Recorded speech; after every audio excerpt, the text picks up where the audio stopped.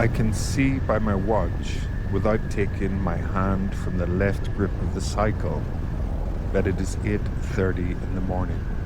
The wind, even at 60 miles an hour, is warm and humid. When it's this hot and muggy at 8:30, I wonder what it's going to be like in the afternoon. In the wind are pungent odours from the marshes by the road. We are in an area of the Central Plains filled with thousands of duck-hunting sloughs, heading northwest from Minneapolis towards the Dakotas. This highway is an old concrete two-laner that hasn't had much traffic since a four-laner went in parallel to it several years ago. When we pass a marsh, the air suddenly becomes cooler. Then we are past, it suddenly warms up again. I'm happy to be riding back into this country. It's a kind of nowhere, famous for nothing at all, and has an equal appeal because of just that. Tensions disappear along old roads like this. We bump along the beat-up concrete between the cattails and stretches of meadow, and then more cattails and marsh grass. Here and there is a stretch of open water, and if you look closely, you can see wild ducks at the edge of the cattails and turtles. There's a red-winged blackbird. I whack Chris's knee and point to it. What, he hollers. Blackbird. He says something I don't hear. What? I holler back. He grabs the back of my helmet and hollers up. I've seen lots of those, Dad. Oh, I holler back. Then I nod. At age 11, you don't get very impressed with red-winged blackbirds. You have to get older for that. For me, this is all mixed with memories that he doesn't have. Cold mornings long ago when the marsh grass had turned brown and cattails were waving in the northwest wind. The pungent smell then was from muck stirred up by hip boots while we were getting in position for the sun to come up and the duck season to open.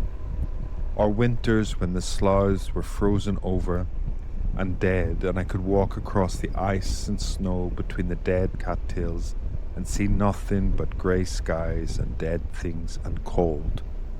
The blackbirds were gone then, but now in July they're back and everything is at its alivest, and every foot of these sloughs is humming and cricking and buzzing and chirping. A whole community of living things living out their lives in a kind of benign continuum. You see things vacationing on a motorcycle in a way that is completely different from any other. In a car, you're always in a compartment, and because you're used to it, you don't realize that through that car window, everything you see is just more TV. You're a passive observer, and it is all moving by you boringly in a frame. On a cycle, that frame has gone. You're completely in contact with it all. You're in the scene, not just watching it anymore, and the sense of presence is overwhelming. That concrete whizzing by 5 inches below your foot is the real thing, the same stuff you walk on. It's right there, so blurred you can't focus on it, yet you can put your foot down and touch it any time. And the whole thing, the whole experience is never removed from immediate consciousness. Chris and I are traveling to Montana with some friends riding up ahead, and maybe headed farther than that. Plans are deliberately indefinite, more to travel than to arrive anywhere. We are just vacationing. Secondary roads are preferred. Paved country roads are the best. State highways are next. Freeways are the worst. We want to make good time, but for us now, this is measured with emphasis on good rather than time. And when you make this shift in emphasis, the whole approach changes. Twisting hilly roads are long in terms of seconds, but are much more enjoyable on a cycle where you bank into turns and don't get swung from side to side in any compartment. Roads with little traffic are more enjoyable, as well as safer. Roads free of drive-ins and billboards are better. Roads where groves and meadows and orchards and lawns come almost to the shoulder, where kids wave to you when you ride by, where people look from their porches to see who it is, where when you stop to ask directions or information, the answer tends to be longer than you want rather than short, where people ask where you're from and how long you've been riding. It was some years ago that my wife and I and our friends first began to catch on to these roads. We took them once in a while for variety, or for a shortcut to another main highway, and each time the scenery was grand and we left the road with a feeling of relaxation and enjoyment. We did this time after time before realizing what should have been obvious. These roads are truly different from the main ones. The whole pace of life and personality of the people who live along them are different. They're not going anywhere. They're not too busy to be courteous. The here-ness and now-ness of things is something they know all about. It's the others, the ones who moved to the cities years ago, and their lost offspring who have all but forgotten it. The discovery was a real find. I've wondered why it took us so long to catch on. We saw it, and yet we didn't see it.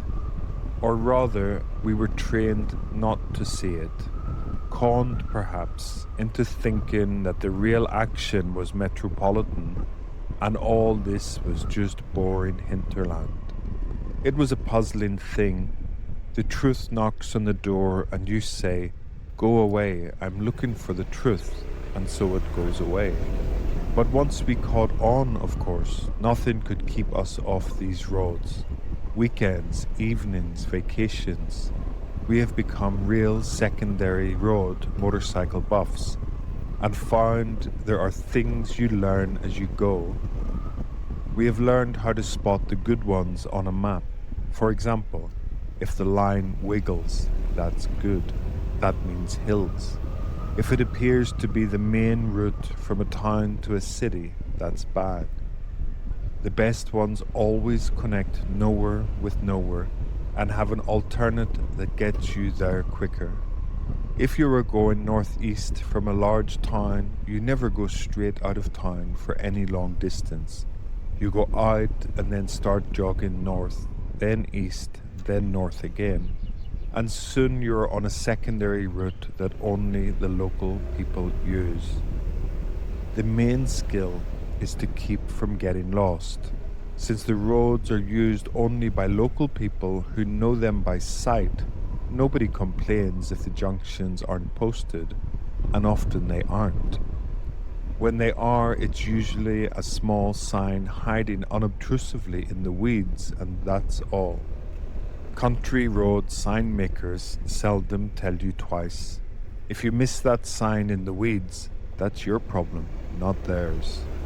Moreover, you discover that the highway maps are often inaccurate about country roads, and from time to time you find your country road takes you onto a two-rudder and then a single rudder and then into a pasture and stops, or else it takes you into some farmer's backyard. So we navigate mostly by dead reckoning and deduction from what clues we find. I keep a compass in one pocket for overcast days when the sun doesn't show directions, and have the map mounted in a special carrier on top of the gas tank, where I can keep track of miles from the last junction and know what to look for.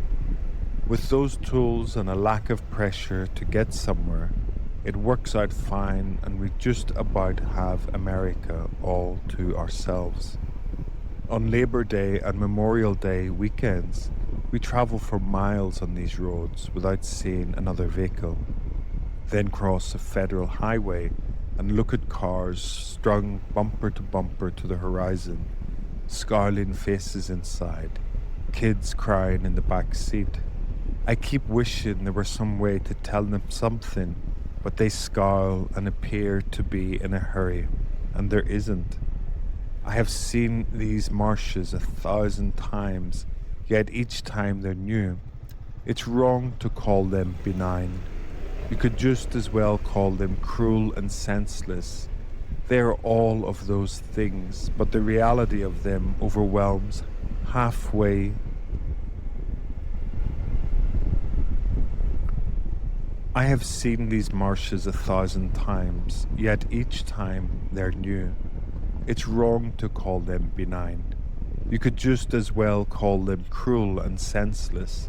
They are all of those things, but the reality of them overwhelms halfway conceptions. There, a huge flock of red-winged blackbirds ascends from nests in the cattails, startled by our sound. I swat Chris's knee a second time. Then I remember he has seen them before. What? He hollers again. Nothing. Well, what? Just checking to see if you're still there, I holler, and nothing more is said. Unless you're fond of hollering, you don't make great conversations on a running cycle. Instead, you spend your time being aware of things and meditating on them, on sights and sounds, on the mood of the weather and things remembered, on the machine and the countryside you're in, thinking about things at great leisure and length without being hurried and without feeling you're losing time. What I would like to do is use the time that is coming now to talk about some things that have come to mind. We're in such a hurry most of the time, we never get much chance to talk. The result is a kind of endless day-to-day shallowness, a monotony that leaves a person wondering years later where all the time went and sorry that it's all gone.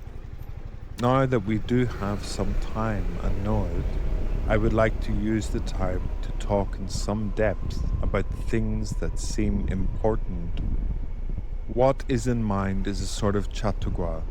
That's the only name I can think of for it, like the traveling tent show Chautauquas that used to move across America.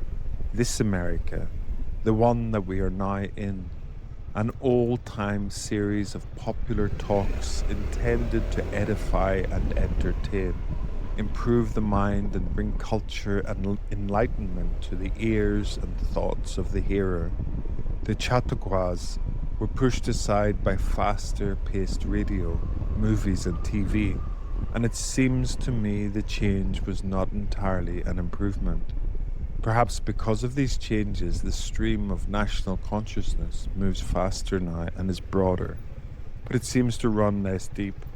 The old channels cannot contain it, and in its search for new ones, there seems to be growing havoc and destruction along its banks. In this Chautauqua, I would like not to cut any new channels of consciousness, but simply dig deeper into old ones that have become silted in with the debris of thoughts grown stale and platitudes too often repeated. What's new is an interesting and broadening eternal question, but one which, if pursued exclusively, results only in an endless parade of trivia and fashion, the silt of tomorrow. I would like instead to be concerned with the question, what is best? A question which cuts deeply rather than broadly, a question whose answers tend to move the silt downstream. There are eras of human history in which the channels of thought have been too deeply cut and no change was possible, and nothing new ever happened, and best was a matter of dogma. But that is not the situation now. Now the stream of our common consciousness seems to be obliterating its own banks, losing its central direction and purpose, flooding the lowlands, disconnecting and isolating the highlands, and to no particular purpose other than the wasteful fulfillment of its own internal momentum. Some channel deepening seems called for.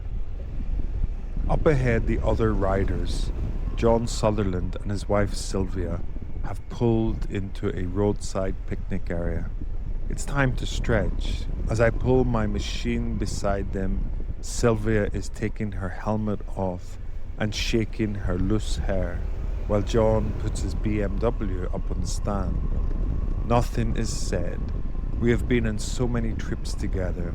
We know from a glance how one another feels. Right now, we are just quiet and looking around. The picnic benches are abandoned at this hour of the morning. We have the whole place to ourselves. John goes across the grass to a cast iron pump and starts pumping water to drink. Chris wanders down through some trees beyond a grassy knoll to a small stream. I am just staring around. After a while, Sylvia sits down on the wooden picnic bench and straightens out her legs, lifting one at a time without looking up. Long silences mean gloom for her, and I comment on it. She looks up and then looks down again. It was all those people in the cars coming the other way, she says. The first one looked so sad, and then the next one looked exactly the same way, and then the next one and the next one. They were all the same. They were commuting to work. She perceives well, but there was nothing unnatural about it. Well, you know, work, I repeat, Monday morning, half asleep. Who goes to work Monday morning with a grin? It's just that they looked so lost, she says, like they were all dead, like a funeral procession. And she puts both feet down and leaves them there. I see what she is saying, but logically, it doesn't go anywhere. You work to live, and that's what they are doing. I was watching swamps, I say. After a while, she looks up and says, "What did you see?" There was a whole flock of red-winged blackbirds. They rose up suddenly when we went by.